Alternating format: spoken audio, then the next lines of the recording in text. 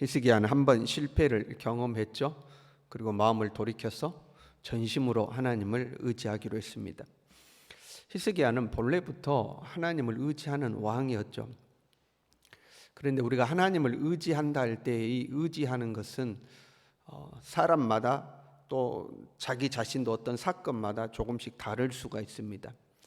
가령 하나님을 의지한다는 것을 수치적으로 표현을 할 수 있다고 가정해서요, 퍼센테이지로 나타내는 거죠. 어떤 사람은 하나님을 의지한다고 그럴 때 한 50% 정도 하나님을 의지하는 거죠. 어떤 사람은 60%를 의지하기도 하고 어떤 사람은 80%를 하나님을 의지하기도 하죠. 그게 이제 사람마다 조금씩 다른 거죠.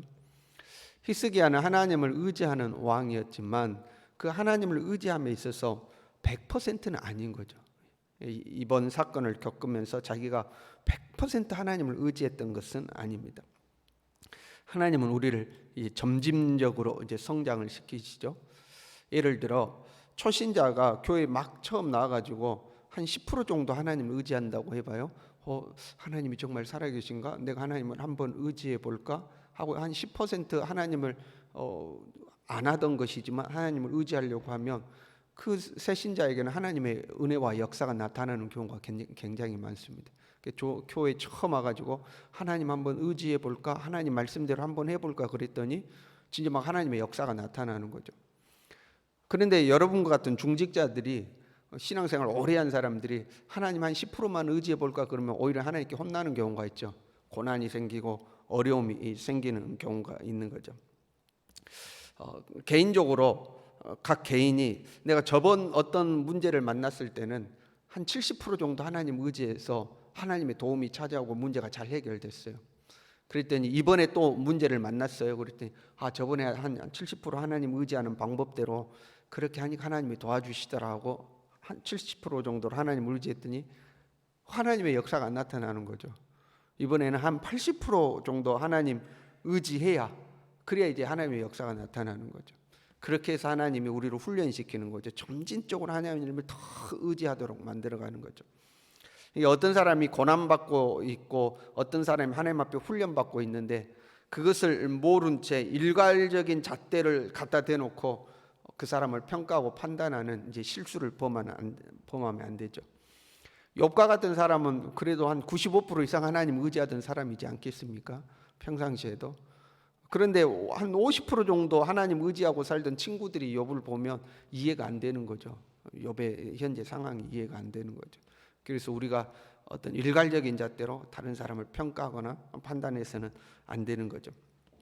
그래서 히스기야는 원래부터 하나님을 의지하던 왕이었지만 이 아수르의 공격을 맞이해서 하나님을 의지하는 정도가 부족했던 거죠. 그걸 깨닫고 하나님을 전심으로 의지하겠다. 내가 하나님을 전심으로 의지하겠다 하고 이제 돌이킨 거예요. 그러면서 하나님의 선지자의 이사야에게 기도를 부탁했죠. 그래서 이사야를 통해서 하나님의 응답이 왔어요. 그게 이제 7절에 기록되어 있는데 이렇게 되어 있어요. 두려워하지 말아라. 하나님이 이제 응답하신 거예요. 두려워하지 말아라. 그리고 그가 아수르 왕이 소문을 듣고 고국으로 돌아갈 것이며 또 내가 그를 그의 고국에서 칼에 죽게 할 것이다 하고 이사야 선지자를 통해서 이제 응답이 찾아온 겁니다. 그리고 이제 우리가 읽은 본문의 말씀이죠. 이렇게 돼 있어요. 아수르 왕이 라기스를 떠났다함을 듣고 아수르가 갑자기 아수르 왕이 라기스를 떠난 거예요.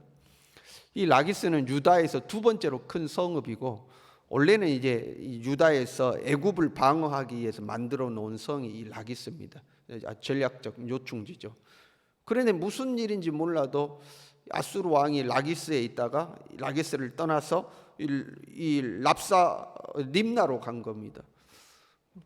그리고 그 소식을 듣고 지금 예루살렘을 공격했던 랍사게도 이제 립나로 돌아간 거죠. 무슨 일인지는 기록되지 않았고 역사적으로도 잘 모르는 일이에요. 아무튼 돌아갔어요. 그래서 립나에서 이들이 이제 싸우고 있는 거예요. 그때 아수르 왕이 구스 왕 디르하가의 일에 관하여 들었다. 구스 왕이 진군에 온다는 소식을 들은 거예요. 여기서 구스 왕이란 애굽 왕을 이야기하는 겁니다. 애굽 왕조 중에 구스 출신의 사람들이 애굽의 왕이 되던 때가 있었어요. 이제 뭐 25대 왕조인데요. 누비아 왕조라고 부르는 건데 구스 출신의 사람들이 애굽을 통치하던 시대가 있었습니다. 그래서 구스 왕 이렇게 부르는 거예요. 구스는 에디오피아죠. 그 애굽 왕이 아수르와 상대하기 위해서 진군에 온다는 이제 소식을 들은 거죠. 밑에서는 애굽이 올라오고 있고 뒤에는 이제 유다 히스기야 왕이 있는 거죠. 그래서 림나에서 아수르 왕이 이제 편지를 써서 이제 보낸 겁니다. 그 이제 편지의 내용이 이제 오늘 본문의 내용이 나온 거예요. 10절에 이렇게 되어 있습니다. 너는 네가 신뢰하는 하나님이 예루살렘이 아수르 왕의 손에 넘어가지 아니라 하는 말에 속지 말라. 하나님이 너한테 지금 거짓말하고 있으니까 너 하나님께 속지 말아라 하고 이제 편지를 쓴 겁니다.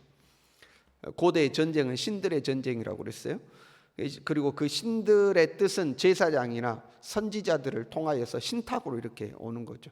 전쟁에 나가기 전에 물어보는 거죠. 신탁을 받거든요. 이 전쟁에 나가도 되겠습니까? 전쟁에 나가면 승리하겠습니까? 하고 이제 신탁을 요구하면 이 선지자들이나 제사장들이 하나님께서 전쟁에서 승리하게 하신다고 합니다. 그러면 이제 전쟁에 나가는 거거든요. 그러니까 네가 지금 네가 믿는 신들의 그 제사장들이 너에게 하나님이 너를 전쟁에서 이기게 해주신단다, 아수르와 싸워서 이기게 해주신단다 하는 그 말 믿지 말아라. 그거 다 거짓말이다. 네가 믿는 하나님이 지금 거짓말하고 있다. 네가 믿는 하나님이 내가 믿는 나의 신을 이길 능력도 없으면서 싸워서 이길 수 있다고 지금 허풍치고 있는 거다. 그 말 믿지 말아라 하고 이제 편지를 쓴 거예요. 그러면서 11절에 이렇게 이야기해요. 아수르 왕들이 모든 나라에 어떤 일을 행하였으며 그것을 어떻게 멸절시켰는지 네가 들었으리니 네가 구원을 받겠느냐. 다른 신들 중에 이 아수르의 신과 싸워서 이긴 신들이 있느냐. 한번 현실을 봐라. 네 주변을 둘러봐라. 아수르의 신을 이긴 신이 없었다. 그런데 지금 네가 믿는 그 여호와가 네 이기게 해준다고 하는데 그 거짓말이다. 믿지 말아라 하고 이제 이야기를 하고 있는 겁니다. 여러분, 우리가 신앙생활하다 보면 가끔 그런 이야기들 듣잖아요. 우리는 하나님의 말씀을 믿는다 그러면 야 그거 성경 다 옛날 이야기고 성경 그거 다 저기 옛날에 이스라엘 사람들이나 믿던 거지 우리랑 아무 상관없어. 그거 다 옛날 이야기야. 소용없는 이야기야 하고 이야기하죠. 목사들이 하는 말 믿지만 목사들 다 돈벌이 하려고 너 홀겨가지고 다 돈 걷어내려고 하는 말이야. 목사들 말도 믿을 것도 없어. 뭐 신앙생활하다가 간증하는 사람들 이야기, 야 그것도 어쩌다가 그렇게 된 거지, 우연히 그렇게 된 거지, 뭐 너한테 그런 일이 일어날 것 같냐, 그런 말 믿지 마 이제 별소리를 다 하는 경우가 있죠. 지금 이제 뭐 그와 비슷한 상황인 거죠. 야 하나님 그 말씀대로 하면 된단 말, 그 거짓말이야. 믿지 마. 하나님이 네가 믿는 하나님 너한테 거짓말하는 거야. 이제 그렇게 이야기한 겁니다. 보세요. 히스기야의 입장에서는요. 좀 중보기도를 이사야에게 부탁했더니 이사야가 두려워하지 말아라. 제 고국으로 돌아가서 칼에 맞아 죽을 것이다 예언해 줬어요. 그리고 정말로 그 예언의 말씀대로 랍사게가 갑자기 해군에서 돌아간 겁니다. 림나에서 자기 왕하고 만난 거죠. 그러니까 마음속으로 이 한숨의 그 안심의 안도의 숨을 쉬고 있었겠죠. 야 정말로 하나님 의지하니까 되는구나. 우리를 포위하고 있다가 물러가는구나. 안도의 숨을 쉬고 있는데 갑자기 이제 편지가 온 거죠. 너 지금 항복하면 내가 봐줄게 하고 이제 편지가 온 겁니다. 어떻게 할까요? 히스기야가 이런 상황에서 어떻게 할까요? 소문에 듣자하니 애굽 왕이 아수르를 치기 위해서 진군에 올라오고 있다고 합니다. 그러면 야 저 애굽 왕과 손을 잡아야겠다. 저 애굽 왕과 힘을 합쳐가지고 아수르와 싸워야 되겠다. 이런 마음 생기지 않겠어요? 그런데 이번에는 히스기야가 전혀 다릅니다. 히스기야가 그 아수르 왕의 편지를 들고 여호와의 전에 올라가서 그 편지를 하나님 앞에 펼쳐 놓았습니다. 그리고 17절에 이렇게 기도해요. 아주 재밌습니다, 여러분. 여호와여 귀를 기울여 들으시옵소서. 여호와여 눈을 뜨고 보시옵소서. 사내립이 사람을 보내어 살아계신 하나님을 해방하는 모든 말을 들으시옵소서. 꼭 어린애가 부모님께 일러 바치는 것처럼 편지 펴놓고 하나님 좀 보세요. 이것 좀 보세요. 이 아수르 왕이 보낸 편지 보세요. 하나님 욕해놨어요 하고 이제 편지 펼쳐놓고 하나님 이 편지 좀 보세요 하고 이제 기도하고 있는 겁니다. 아수르 왕이 지금 우리 성경이니까 하나님을 해방하는 모든 말을 들으시옵소서 이거잖아요. 우리식으로 하면 하나님 욕해놓은 것 좀 보세요. 하나님이 거짓말했다고 하나님 이렇게 해놓은 거 하나님 좀 보세요 하고 이제 편지 펼쳐놓고 하나님 앞에 고자질하고 있는 겁니다. 하나님 그냥 넘어가면 안 됩니다. 하나님한테 이렇게 욕했는데 본때를 보여주셔야지 그냥 넘어가시면 안 됩니다 하고 이제 하나님께 하소연을 하고 있는 모습입니다. 히스기야는 이번에는 실수를 하지 않는 거예요. 애굽 왕이 진군에 온다는 소식을 듣고 이야 잘됐다 애굽 왕을 의지하자 하고 애굽 왕에게 쪼르르 달려갈 수 있었을 텐데 그렇지 않아요? 우리에게 고난이 찾아와서 내 힘으로 감당할 수 없는 문제에 허덕이고 있는데 누군가 내게 도움이 될 만한 사람이 가까이 온다더라 그러면 쪼르르 그 사람에게 찾아갈 수 있지 않겠습니까? 엎드려 기도하던 자리를 박차고 일어나서 야 이거 기도하고 있을 때가 아니다 가서 저 사람 붙들어야 된다고 쫓아갈 수 있지 않겠습니까? 그런데 히스기야는 이번에는 실수하지 않았어요. 오히려 그 편지를 들고 하나님의 성전으로 올라간 겁니다. 그 편지를 펼쳐놓고 하나님 이것 좀 보세요. 이것 좀 보세요. 저 아수르 왕이 하나님 욕했네요. 이것 좀 보세요 하고 하나님 앞에 엎드려 이제 기도하고 있는 거죠. 우리는 실수투성이죠. 실수해요. 실수하지 않는 사람은 없습니다. 다 부족하고 지혜도 부족하고 성품도 부족하고 삶의 습관도 부족하고 그래서 어떤 일이 부딪혀 오면 실수하고 넘어지고 하는 존재죠. 그러나 실수하는 우리지만 같은 실수를 반복하지 않도록 노력하는 것이 중요하죠. 똑같은 실수를 반복하지 않도록 노력해야 되는 거죠. 신앙에 있어서도 그러는 거죠. 똑같이 하나님 앞에 했던 실수를 또 반복하고 또 반복하지 않아야 되는 거죠. 그러기 위해서는 실수할 때마다 배워야 하는 겁니다. 실수할 때마다 내 자신을 성찰해서 배워야 되는 거죠.